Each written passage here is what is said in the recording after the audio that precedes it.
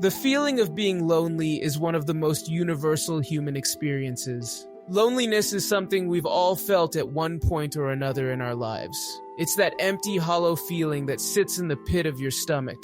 That nagging sense that you're the only one going through whatever you're facing. Loneliness can make the world feel cold and isolating.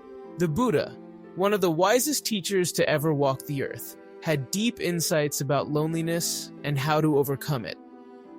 Despite living over 2,500 years ago, his words ring just as true today. The Buddha's core teachings were about ending the suffering that plagues our human existence. And loneliness is most certainly a form of suffering. So if you're feeling alone, alienated, or disconnected from the world around you, keep reading. The Buddha's wisdom contains profound lessons that can help shine a light through the darkness of loneliness, the root of loneliness. At its core, loneliness stems from a feeling of separation, from ourselves, from others, and from the world itself.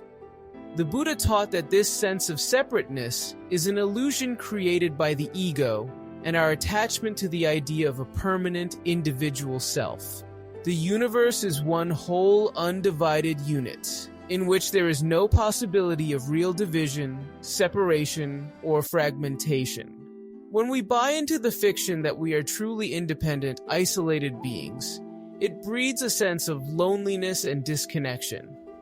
The truth, according to the Buddha, is that we are all deeply interconnected. We are like ripples on the same pond, intrinsically woven into the fabric of all existence. The problem is that our egos blind us to this fundamental truth. Our egos crave the feeling of being an entirely separate me that is distinct from the other. This delusion cuts us off from our spiritual oneness with all beings. Those who are spiritually enlightened are always blissful. They go through the world like a lotus through water. They are untouched by the misery of the world.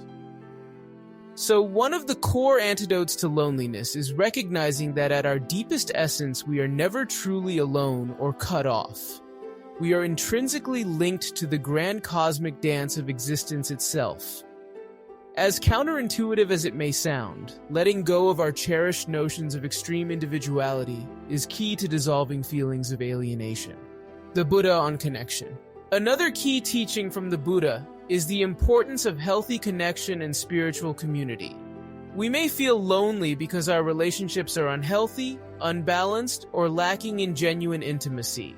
Love is a better teacher than duty. Loneliness often comes from having too many superficial, empty connections that leave us spiritually undernourished.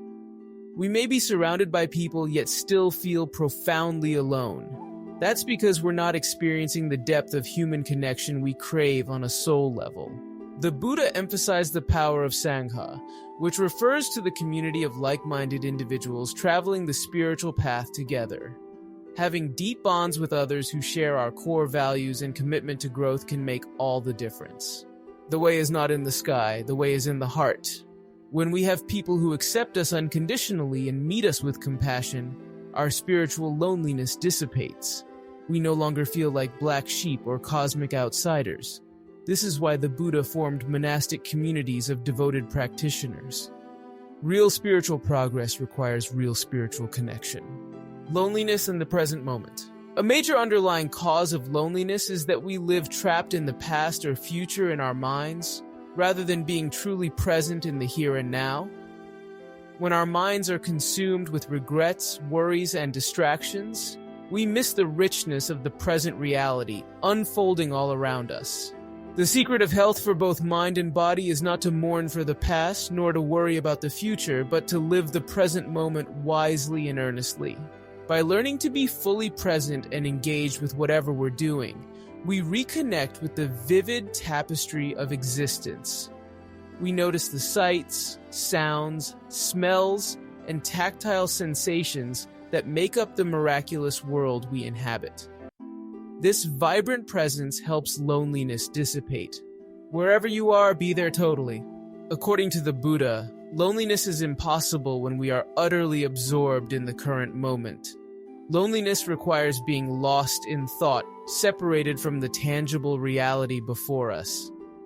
With meditation and the cultivation of mindfulness, we recapture a sense of belonging and connection to the breathing, pulsing world around us.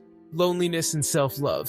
A particularly insidious form of loneliness is the deep inner aloneness we can experience from lacking self-love or self-compassion. When we are harshly self-critical, we essentially abandon and reject the most fundamental relationship we have, the one with ourselves.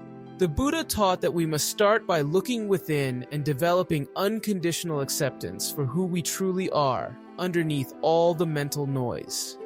This means dropping our harsh self-judgments and endless striving to be different than we are. You can search throughout the entire universe for someone who is more deserving of your love and affection than you are yourself, and that person is not to be found anywhere. You yourself, as much as anybody in the entire universe, deserve your love and affection. When we are at war with ourselves and pick apart our own worthiness, it's no wonder we feel alone, alienated, and disconnected from our own existence. Every moment is tinged with a feeling of, I am not enough. This breeds profound spiritual isolation. Because one is content with oneself, one does not pursue desires like a dog chasing a dry bone. Learning to love ourselves unconditionally, exactly as we are in this present moment, is a radical act. Most of us actively reject our own company and desperate seek exit routes from our own inner aloneness. But the Buddha encourages us to turn inward, to befriend ourselves, to embrace the beauty and nobility of simply being. This self-compassion naturally alleviates loneliness. The biggest cure, loving kindness. Perhaps the Buddha's greatest teaching when it comes to overcoming loneliness is the practice of loving kindness for all beings. When we approach ourselves and the world around us with an open heart and deep compassion, loneliness simply has no place to take root. Hatred is never appeased by hatred in this world. By non-hatred alone is hatred appeased. This is a law eternal.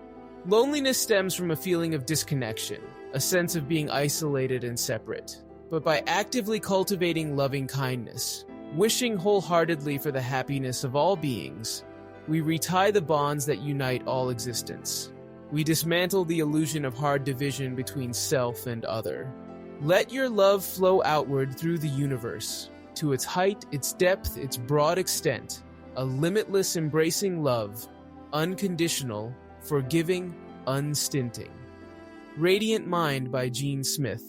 With regular contemplation and the intentional radiation of loving kindness, we realize our intrinsic oneness with the grand cosmic drama.